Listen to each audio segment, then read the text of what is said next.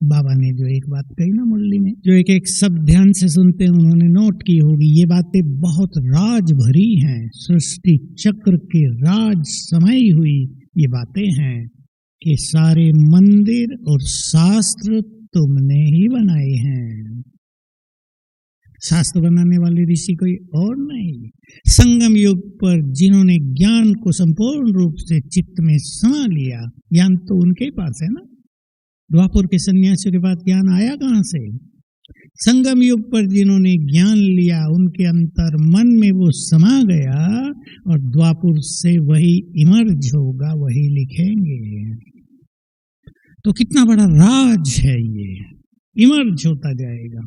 शास्त्र लिखे कैसे गए इसके बारे में जो मान्यताएं हैं वो यही हैं। ऋषि लोग आंख बंद करके ध्यान मग्न होकर बैठ जाते थे, उनको अंदर जो प्रेरणाएं आती थी वो आंख बंद में ही लिखते थे।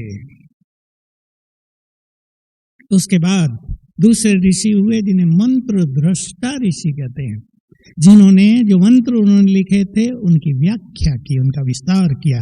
मंत्र दृष्टा माना मंत्रों को देखने वाले, जानने वाले। तो वो सब कहां से आएंगे? वो संगम युग की ज्ञानी आत्माएं ही होंगी। तो अंत का सीन बहुत ही वंडरफुल है, केवल दुखदाई नहीं, जय जयकार का। लोग गाएंगे, ओह प्रभु तेरी लीला, तुम आए संसार बदल दिया और हम कहाँ रह गए। एक ने मुझे ईमेल पे समाचार लिखा, अपना न्यूज, बाबा ने मेरे साथ ऐसा बुरा क्यों किया। क्या लिखा था? 6 मास से मुझे ज्ञान में बुलाया, मैंने बाबा का क्या बिगाड़ा था। अब 6 मास की ज्ञान में है तो बेचारी ऐसे सोचती है कि भगवान नाराज था, लास्ट बुलाया। मैंने उसको लिखा, ब्रह्मा कुमार कुमारियां तो 50-60 साल से ढिंडोरा पीट रही हैं संसार में। पीट रहे हैं या नहीं आप सभी भी? आ जाओ, बुला रहे हैं सबको, पर तुमने सुना नहीं, तो इसमें भगवान क्या करता। तो वो प्रभु तेरी लीला, क्योंकि 33 करोड़ आत्माएं, वो कोई लंबा समय प्रदर्शनी लगा के या मेले लगा के थोड़ा ही आएंगी। वो तो एक एक दिन में 10-10 लाख, 20-20 लाख, 50-50 लाख ब्राह्मण बढ़ेंगे। ये जय जयकार। अब ये सुन के सबको सोचना है, मैं संगम युग में अंत में क्या पार्ट बजाना चाहता हूँ, चाहती हूँ। अपना पार्ट खुद फिक्स करेंगे। मनुष्य को अपना पार्ट खुद फिक्स करना है। अपने भाग्य का निर्माता मनुष्य स्वयं होता है। होता है या नहीं?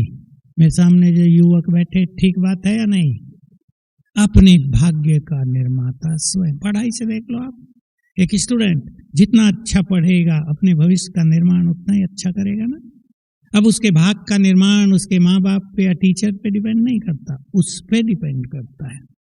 सब भाई बहनें जो पढ़े हैं, अच्छी जॉब में हैं, अच्छे बिजनेस में हैं, वो जानते हैं हमने अपने भाग्य का निर्माण स्वयं किया है। तो मैं उस समय में क्या सुंदर पार्ट बजाना चाहूंगी।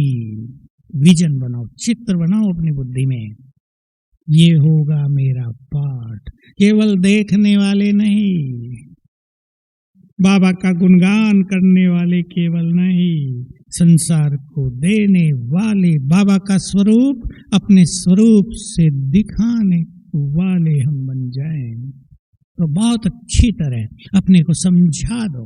18 जनवरी की मुरली में भी ये था, अपने उस अंतिम स्वरूप का चित्र, विजन अपने सामने लाओ। जैसे ड्रेस टंगी हो वैसे पहननी है। जन्म लेते ही बाबा ने कहा, आओ मेरे विजय रत्न बच्चे आओ। तो यह विजय का वरदान हमारा जन्म सिद्ध अधिकार है। वरदानों का ताज सदा पहनकर रखो। हम विजयी थे, विजयी हैं और विजयी रहेंगे। फिर देखो कितनी शक्ति आ जाती है। जब खेलने जाते हैं तो कभी यह संकल्प नहीं करते कि आज खेल में हार होगी। माया अगर शेरनी है तो हम शेर है, लेकिन हमें पता है माया तो बिल्ली है। हम तो अवतरित हुई आत्माएं हैं। अवतार माना ही पवित्र।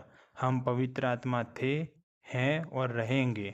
माया को चैलेंज करो तो माया मनसा में भी तूफान ला नहीं सकती। जब एक व्यक्ति दूसरे व्यक्ति से स्वयं को किसी क्षेत्र, पद, प्रतिष्ठा, संपन्नता या सुविधा इत्यादि में कम आंकता है, तब ईर्ष्या अपना प्रभाव दिखाना प्रारंभ करती है। सामान्य तौर पर व्यक्ति को ईर्ष्या अपने समीप के लोगों की सफलता से होती है, परंतु एक बात का हमें विशेष ध्यान रखना चाहिए कि जिस चीज़ से व्यक्ति ईर्ष्या करता है, वह चीज़ उसके अपने जीवन से दूर होने लगती है, चाहे वह किसी की सफलता हो, प्रगति हो या किसी की खुशी हो। ईर्ष्या हमारे अंतर मन में छिपी असीम शक्तियों को धीरे धीरे जलाकर नष्ट कर देती है, जिससे अंतर मन पूरी तरह से खोखला और शक्तिहीन हो जाता है। फिर हम स्वयं को कमजोर व शक्तिहीन अनुभव करने लगते हैं, जिससे हमारे सफलता के मार्ग में आने वाली चुनौतियों और बाधाओं का हम ठीक से सामना भी नहीं कर पाते। परिणाम असफलता के रूप में हमारे समक्ष रहता है।